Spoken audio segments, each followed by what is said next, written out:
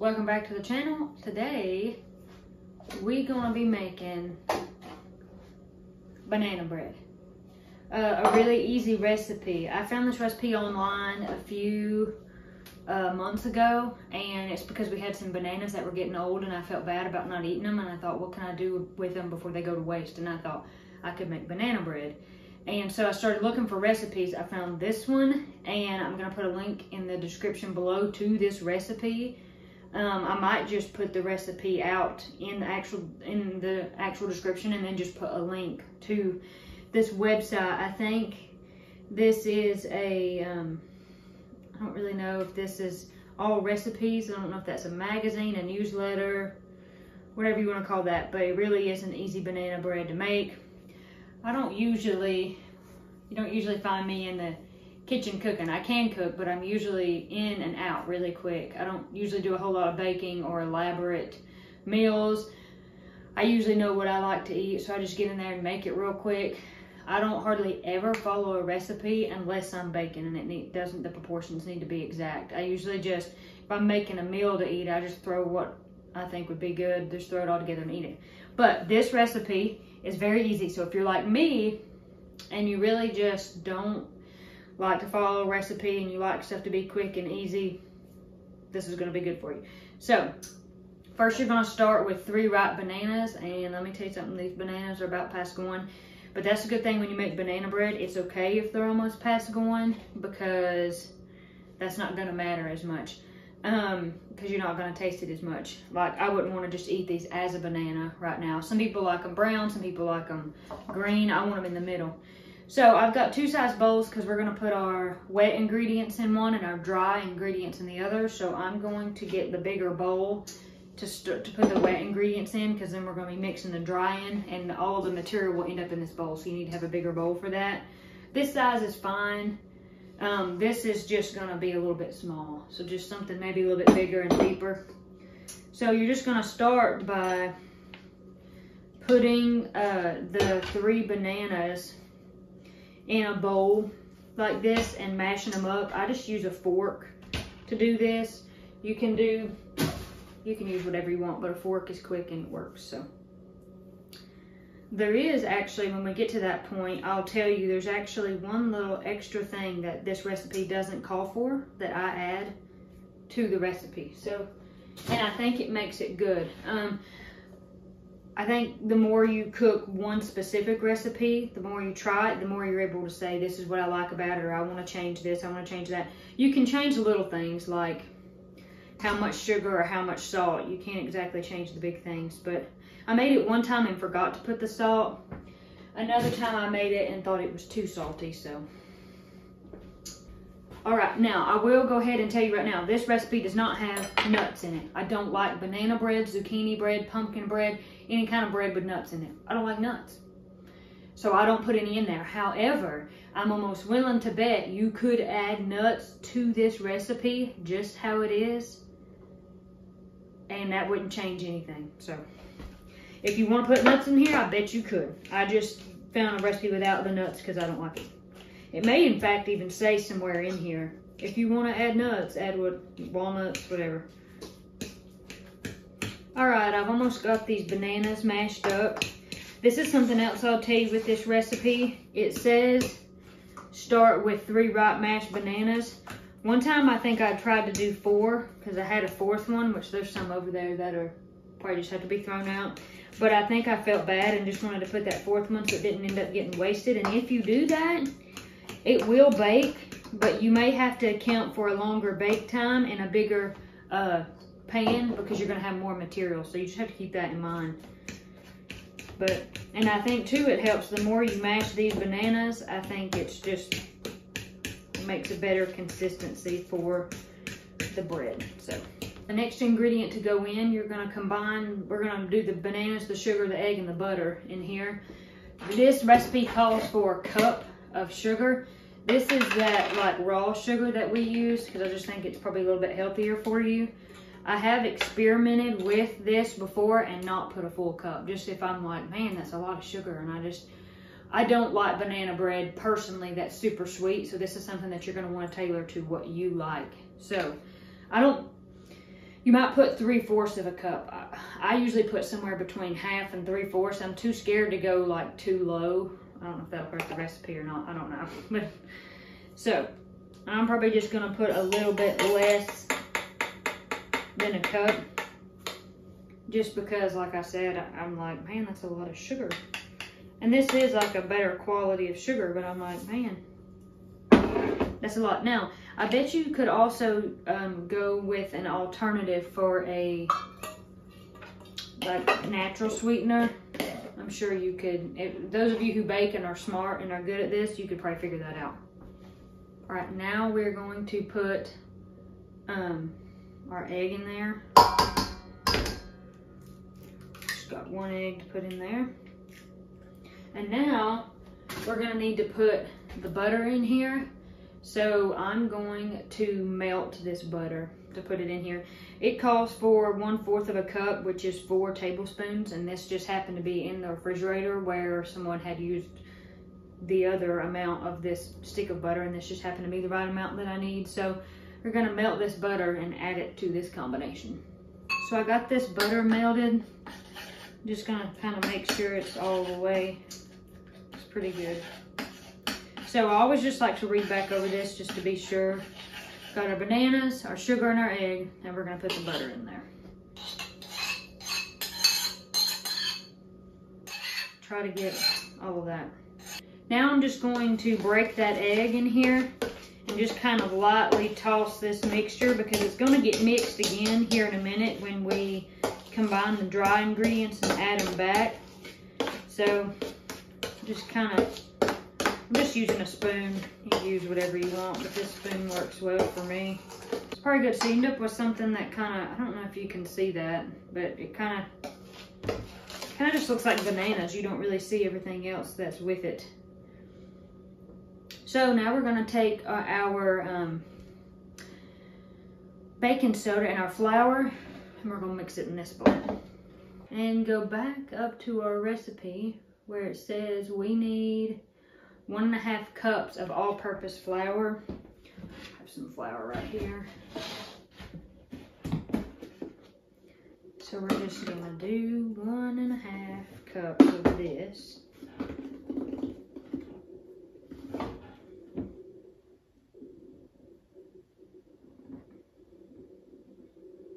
There's one. And then, just because I'm not as good at eyeballing this, I've got a 1/2 right here that I'm going to use, because it'll be more exact for me. So, that is 1.5 cups of all-purpose flour. Now we're going to get this flour off my hand. Now I'm going to put in the 1 teaspoon of baking soda. My belly's growling. I'm hungry for this banana bread. So I have 1 teaspoon of baking soda. This recipe though will throw you off, because when you look at the list of ingredients, it'll say, and then 1 teaspoon of salt, but you don't add the salt to this dry mixture. I did that the first time. I just don't really think it matters all that much. Just 1 teaspoon of baking soda. Baking soda, not baking powder. But so, like I said, you'll think, oh, well, the salt's a dry ingredient, so it goes in this mix. It doesn't. You actually stir the salt in later. So, just going to use a big spoon and make sure that baking soda gets stirred into this flour mixture real good. Okay, so now we're going to take this mixture, the flour and the baking soda mixture, we're going to pour it into this banana mixture. And it says just kind of stir until it's evenly in there. It just doesn't want you to over stir it. So I'm going to put this in. What I usually do is stir this part a little bit, and then I add in the salt. So I just kind of toss this a little bit before I put in the salt.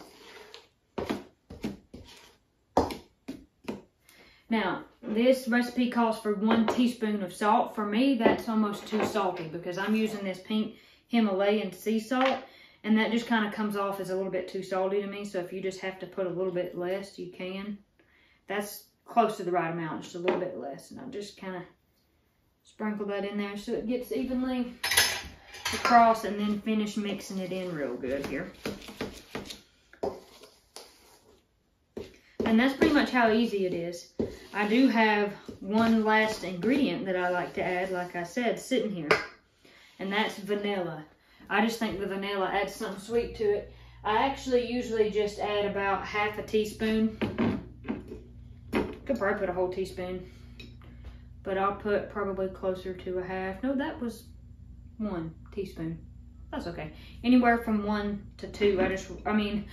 Anywhere from like a half of a teaspoon to 1 teaspoon. I just wouldn't put no more than that. It might get too strong. And that is Katie's secret ingredient. Every time I bake or do something like this, if possible, I always like to add in something of my own. I always like to add in an extra ingredient, or a secret ingredient, or something that I think will make it unique to me or somehow make it better. So that's what I do. This is pretty much tossed now. I'm just making sure if there's any little bits of flour up on the wall of the bowl. But this is pretty much done. Maybe one more good hoorah, and that's pretty much it.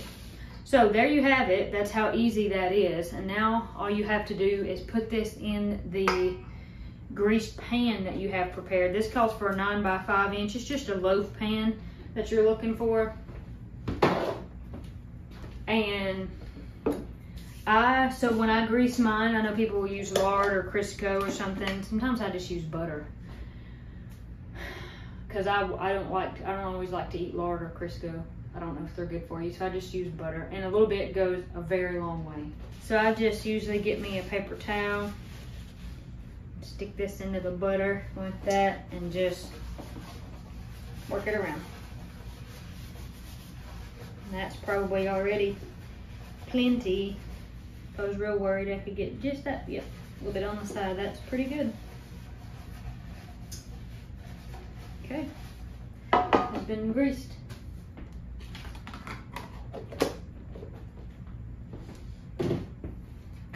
And now I'm just going to pour the batter in. So something else that you want to do that maybe I should have mentioned at the beginning of this video is to preheat your oven. This is going to be, this says to preheat your oven at 325.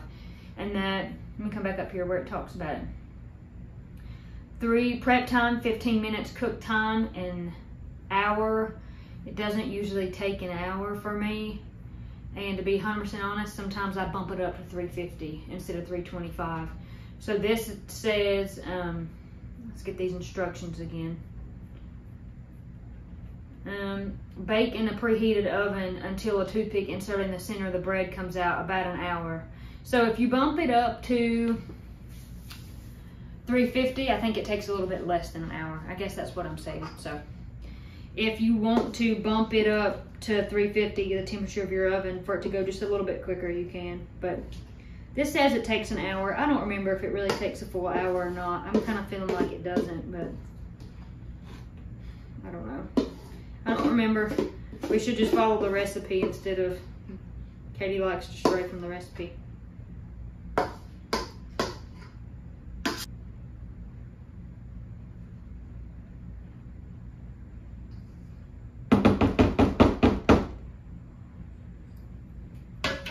All right, so once I'm confident that it's all in there, I just like to give it a little bit of a back and forth like that to make sure it's settled and it's even across the top. So it's all in here, and now I'm gonna put it in the oven and start a timer for an hour, and then I will come back when I get it out of the oven here in a little bit and cut it and let you see what it looks like and give it a try. So that's pretty much how easy this is. It takes like 15 minutes. And then you just set your timer and let it bake, and you can go do whatever else you need to while you wait. So I highly recommend this recipe, and I'll be back in just a little bit to show you what it looks like when it comes out of the oven.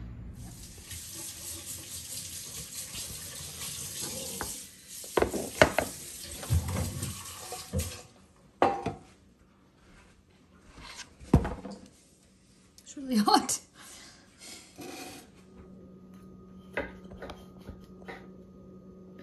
Alright, Dad. Can grab you a piece and see what you think. Damn piece. really care which piece I eat. It doesn't matter to me. It'd be a little hot. You know, this would be good with a glass of milk. It's so soft, and it's really hot too, so it kind of just falls apart when it's hot like this. But it's very soft. This is a banana bread. This recipe, it stays really moist. It doesn't get dried out. Good. What do you think? Very good. It's pretty good, ain't it? You've done well. Thank you. Well, I hope you enjoyed this video and this recipe. Like I said, it's so easy.